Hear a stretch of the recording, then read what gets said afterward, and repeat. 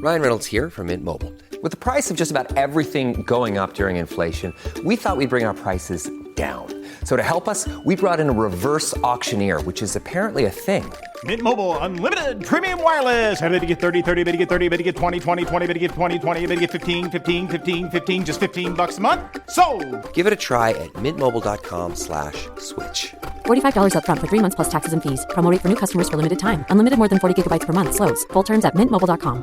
Hey guys, welcome to this week's podcast episode. And I've got a fantastic guest for you today, Dr. Tom Burns. He's well known in the physician community, talking about the importance of financial literacy, financial freedom through real estate.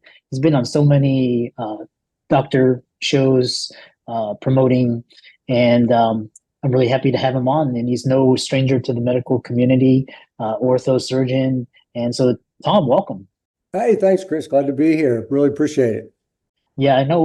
Like I said, I'm really happy to have you on. And so, like I said, you're no stranger to the community. Talk about, what you do, how you got there, and we'll dive into the conversation. Oh, sure. So, like I told you before you hit the record button, I was just on the phone with an insurance adjuster. So that's what I do.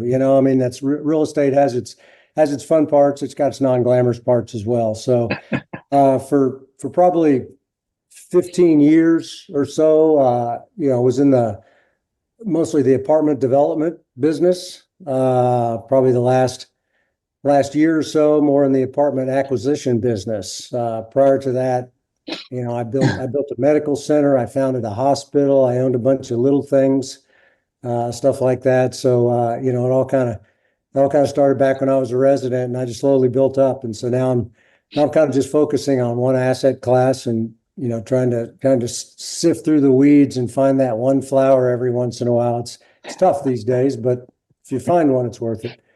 Yeah, because I was actually doing some introspection the other day, and I was, real estate is where a lot of physicians put their wealth into and, get their financial freedom. And, these days there's, again, there's climate change, there's hurricanes in Houston, heat waves in Texas, there's insurance, there's even tenants have more power than than the owners. And, you've got all these rising costs. So talk about, one thing I want to talk about is what is so attractive as real estate as an asset class, and where is it going? Because, you've got interest rates. Are there other places where doctors should be considering putting their money? Why is it still considered the best asset class?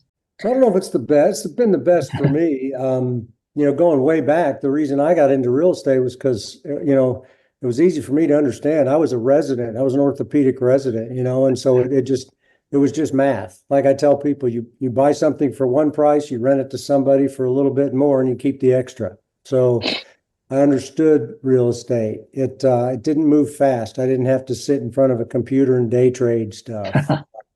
I could do it part-time or full-time. I could do it with partners or without partners. So that's why I enjoyed real estate. In and of itself, the benefits is we all know, there's sort of the four pillars of real estate, right? And the number one hot button for me was cash flow. So I wanted cash coming in that I didn't necessarily have to see patients or do a surgery or work for that, because the doctors that were training me, I didn't want their lives way back in residency. That's what kind of triggered me. And so I just wanted income coming in from somewhere else.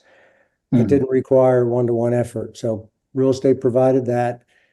Later, I learned, it took time to learn this stuff. I've been on this road a long time, so I'm a slow learner. But, the tax benefits were huge. Over time, I realized I was paying a blended lower tax rate than I would have if I was just a surgeon. The appreciation in value, that's pillar number 3.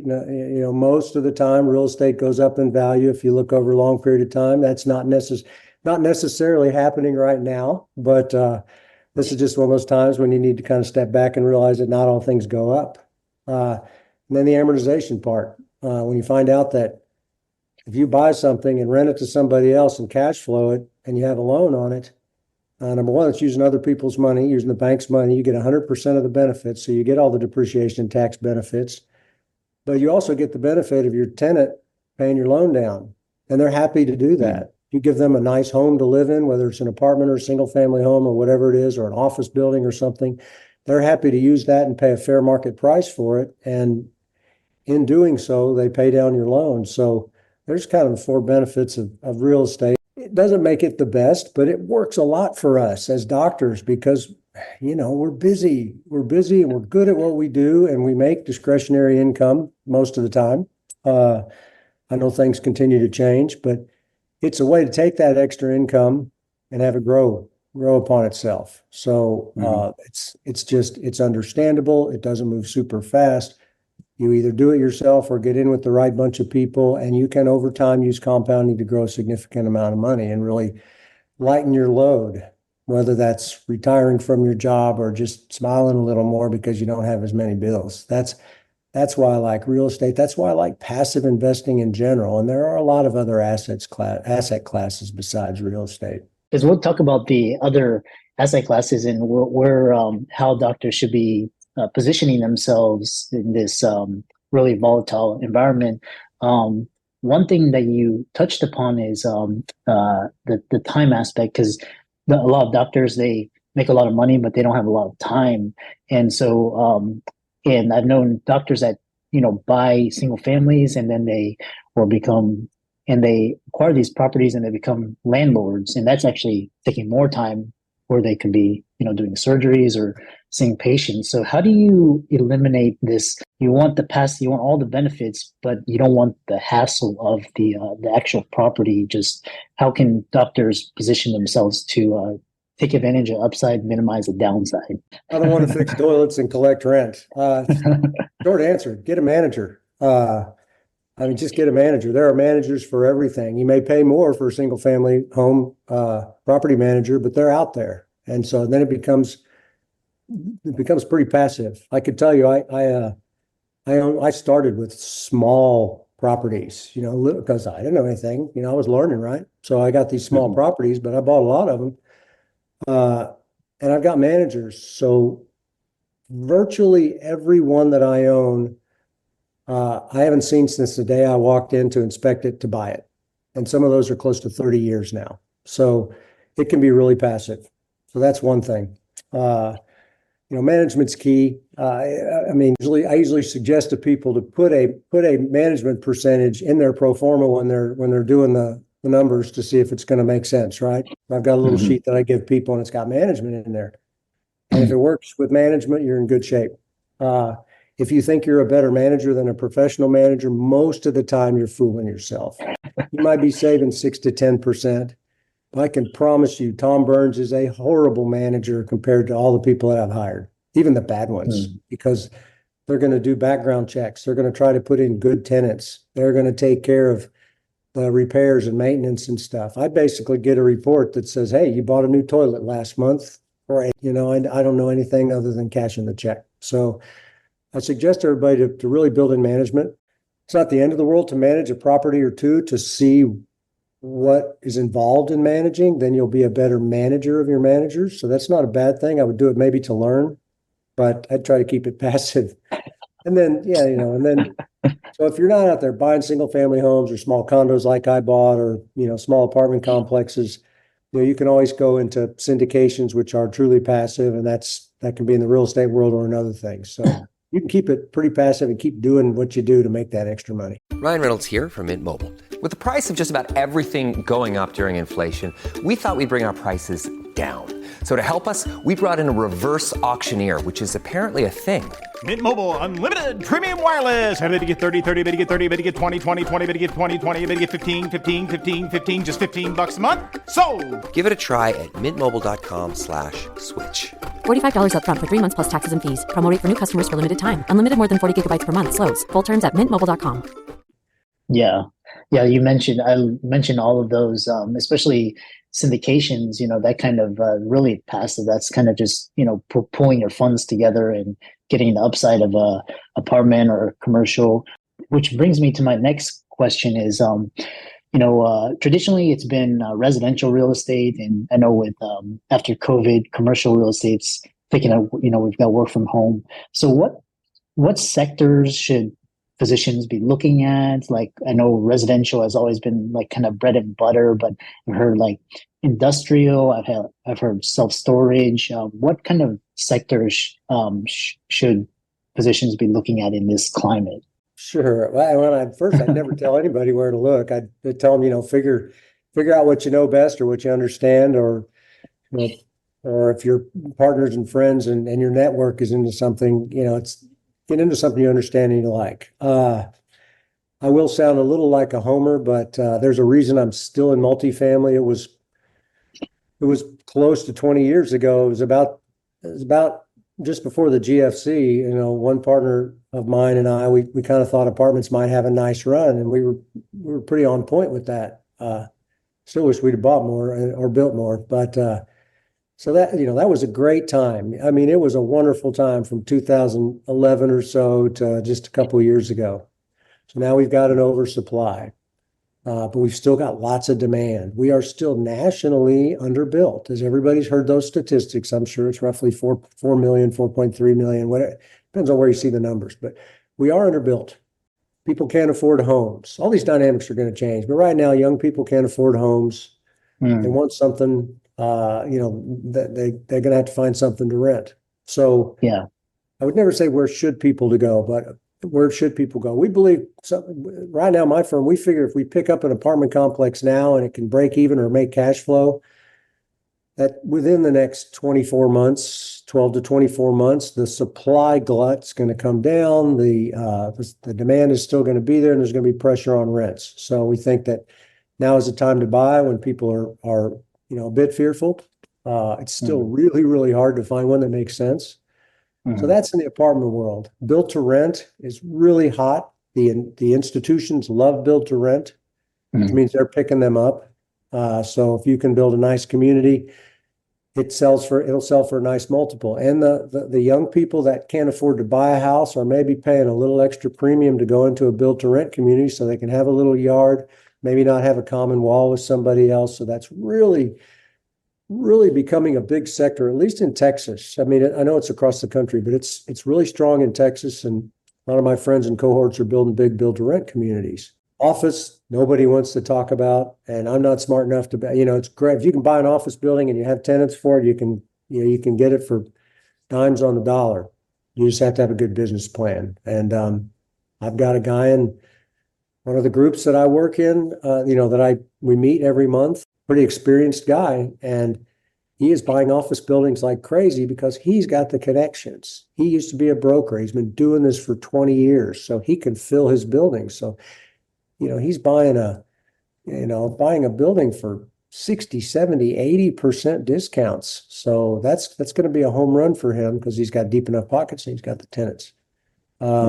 Last mile industrial's always been good. So, I'm bouncing around, right? I'm bouncing around the room like a ping pong ball because nothing's really better than other. Certainly office is out of favor, but in favor for some that know what they're doing. Multifamily is easy to understand. I still do believe that properly underwritten, properly capitalized acquisitions right now are going to do very well. I also feel that those that are developing now, when they come out of the ground, I think they're going to be in good shape, because that supply will have dropped off. The development's cratered. And so it's big, huge amount of development finishing out the end of 24. And then as 25 starts, those developments are going to come down, or the deliveries are going to come down, and there's not going to be enough units for everybody. So hope that long, convoluted answer helped. It sounds like everything's cyclical, with the business cycle and the economic cycle. And so basically the fundamentals make the numbers work. The margins may not be there, but if you get it at a good price, eventually you'll make your profits. So switching to just, for physicians themselves, and just talking about this climate of healthcare, and there's just an exodus of doctors. Just they're very unhappy with the system. They work so hard, but just kind of trudging along. How do you? Because I know you saw it in residency. I saw it in medical school. How should doctors be approaching financial freedom? Like, I know a lot of them are saying, I'm not going to do a residency. I don't want to do this. A lot of them are going into tech, finance, starting their own businesses. How should doctors be approaching financial literacy and freedom? Sure. And it's a shame. I will just, as to level set, my daughter is just about to start as a W-2 employee for a big institution. And which is, well over half of the docs that are working now from the numbers I see. We all have to decide what we want in life. Gosh, I loved medicine, different time. And I had a little control over eliminating some of the annoying things about medicine. I owned my practice. That's a lot harder to do now. But I talked to a guy the other day that does what I did. He owns his own practice. So I really enjoyed it. And it's a shame to see such smart, well-trained people get pushed out of a noble profession that should value their services. So anyway, off the soapbox. I wish they didn't have to think like that, but you got to decide what you want. Do you want to, is it as base as, want to still be called doctor all the time? I had friends that, by golly, if you didn't call them doctor, they'd slap your hand. But, it's our way to give back. So you have to decide what you want. And if your ability to give back is overshadowed by the horrendous bureaucracy of your business, or the fact that you don't get paid for the amount of effort, blood, sweat, and tears and emotion that you put into it, search for something else. I would rather see folks be a doctor. It's kind of why I wrote my book. I was hoping people would get less financially bothered and be able to teach, to practice medicine the way they wanted to. But so that's my hope, that people would create enough passive income that they're less stressed, or even free. If they're free, then they can go do medicine however they want. Or if that's not the case, and medicine is just something that is hard for them to get up each day, I'd start looking where they could use their talents elsewhere, start creating those investments. One thing it's difficult. I saw a study the other day that showed the top 10 highest paid professions in the United States. 8 of them were doctors, 1 was a nurse practitioner, and the other one was airline pilot. So it kind of skews what we know about, how we're really paid and the hours we put in. But if somebody was really hating it, I would tell them to work really hard, work as many hours as possible, and build up some extra income and invest it into hopefully something conservative as a base, and then start growing into the real estate and private equity and whatever fit them. Because it's not a short path. It can be. We see those every once in a while on Facebook and all that stuff, but those are Facebook posts. It takes time. It took me a long time. It took me 10 years, and I wasn't trying to get out of medicine. I just wanted a little extra money to come in. But all of a sudden, 10 years later, it just happened. So I think people now are undoubtedly smarter than me, certainly learn faster, and with things available to them, I think they can do it faster. But we do overestimate what we can do in a year. We underestimate what we can do in 5 years or 10 years, depending on whose quote you listen to. So hang in there, count on compounding, do something every day to bring in some sort of passive income so you can get the freedom to make the choice that you're asking me about. I love that. And I tell my kids, my nephew, nieces, I'm like, a job isn't going to make you rich, but if you learn how to make money work for you, you can be very wealthy. So, and I love the title of your book. It's talking about why doctors don't get rich. And the thing is, you go around here and it's like people saying, like, you see these posts, I'm a doctor making $800K a year, but then, like, they come 60, 65, they can't retire. They have to keep working. Why is that? What's going on? Well, that's a lot of money. You got to, we all must realize that's a lot of money the population makes. And what is it? 0.3% of us in the country are doctors. So, but it could be multifactorial. Certainly that 800K gets taxed very heavily.